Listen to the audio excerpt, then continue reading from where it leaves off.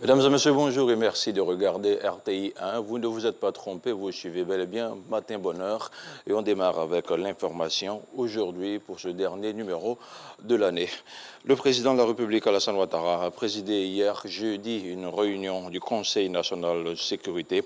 La situation sécuritaire générale, l'évolution de la pandémie de Covid-19 dans notre pays et le déroulement de la campagne de vaccination contre cette maladie ainsi que la lutte contre l'orpaillage illégal sont des sujets qui ont été évoqués. Le chef de l'État a aussi saisi l'occasion pour condamner les attaques contre les positions des forces de défense et de sécurité dans le nord du pays. Pour revenir à la situation sanitaire, l'état d'urgence a été prolongé jusqu'au 30 septembre 2021. La Commission nationale de lutte contre la prolifération et la circulation des armes légères et de petit calibre et ses partenaires sensibilisent les parlementaires. Autour d'un atelier à Grand-Bassam, les députés de la nouvelle législature se sont vus instruits sur la problématique des armes légères. Ils ont été appelés à engager des réformes sur les instruments juridiques nationaux sur les armes. Les précisions de Jean-Marc Adjadji.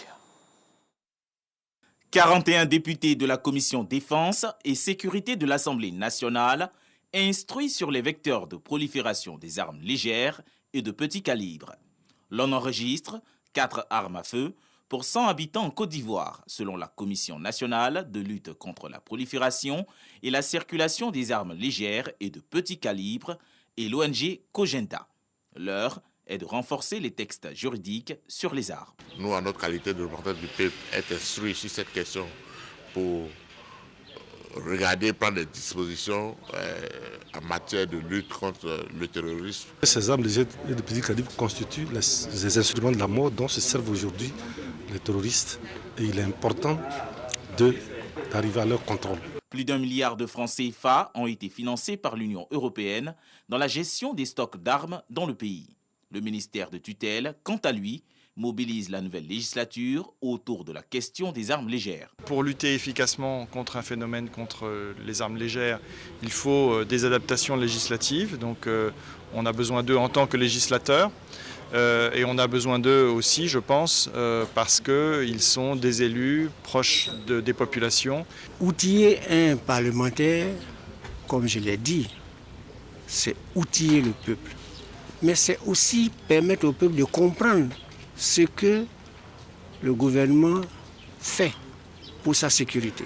Ce programme de renforcement des capacités des députés s'insère dans le cadre de la prévention de la violence armée en Côte d'Ivoire. Un écrivain ivoirien a décidé de nous replonger dans l'univers du reggae à travers Robert Nesta Marley. Médard Kouassi s'est intéressé à l'homme qui reflète des valeurs de paix, c'est-à-dire Bob Marley. Selon son essai qui met en lumière les différentes dimensions de l'artiste, je vous propose de découvrir l'œuvre intitulée Bob Marley, les cris du cœur, de raison et d'amour du maître et de l'initié. Une présentation signée Franck Quadio.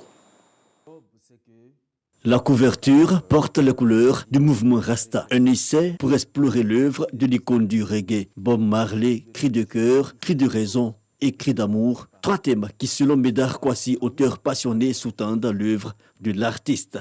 Le cri de cœur, c'est cri récent de tout ce qu'il voit dans le monde entier. Le cri de raison, ce sont des leçons qu'il donne à partir de ses connaissances spirituel et mystique, il faut le dire.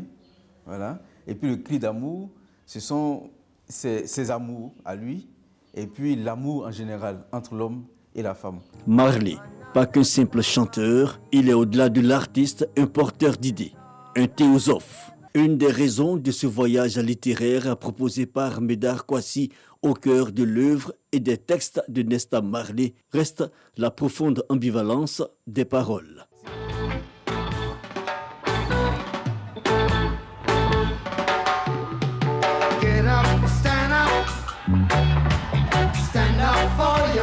Bob Marley comme ambassadeur du reggae, l'unanimité est faite, mais à la faveur de ce 1er juillet, consacrant aux yeux des Nations Unies la journée du reggae, il y a comme une pointe d'amertume chez l'auteur. On chante pour danser et tout, mais les Jamaïcains, ils ne chantent pas pour danser seulement. Surtout, ils chantent pour conscientiser, voyez-vous. Donc, je suis un peu en peine.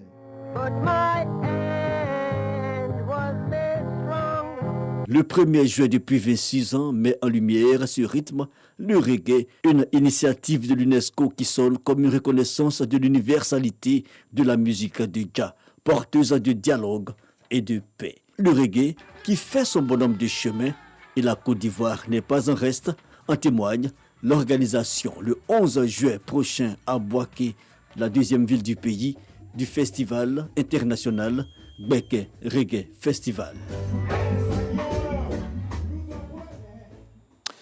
Place à présent à l'actualité internationale. Aux États-Unis, Donald Trump a dressé mercredi un bilan alarmiste de la politique migratoire de son successeur Joe Biden, le tout en choisissant pour sa première grande visite de terrain depuis qu'il a quitté la Maison-Blanche d'aller admirer son fameux mur à la frontière avec le Mexique.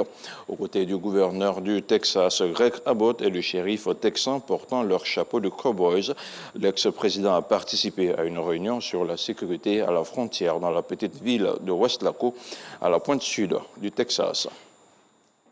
Les cas de Covid-19 ont recommencé à augmenter la semaine dernière en Europe après 10 semaines consécutives de recul, a annoncé hier jeudi la branche européenne de l'Organisation mondiale de la santé, l'OMS. Il y aura une nouvelle vague dans la région européenne, sauf si nous restons disciplinés, a mis en garde le directeur de l'OMS Europe, Hans Klug, lors d'un point presse en ligne. La semaine dernière, les cas ont augmenté de 10% en raison de la hausse des voyages, rassemblements et du relâchement des gestes barrières, rapporte l'Organisation mondiale de la santé, qui ajoute que la prolifération du variant Delta, qualifié de variant inquiétant, entraîne une évolution rapide de la situation en Europe. Voilà, c'est tout pour ce 6h.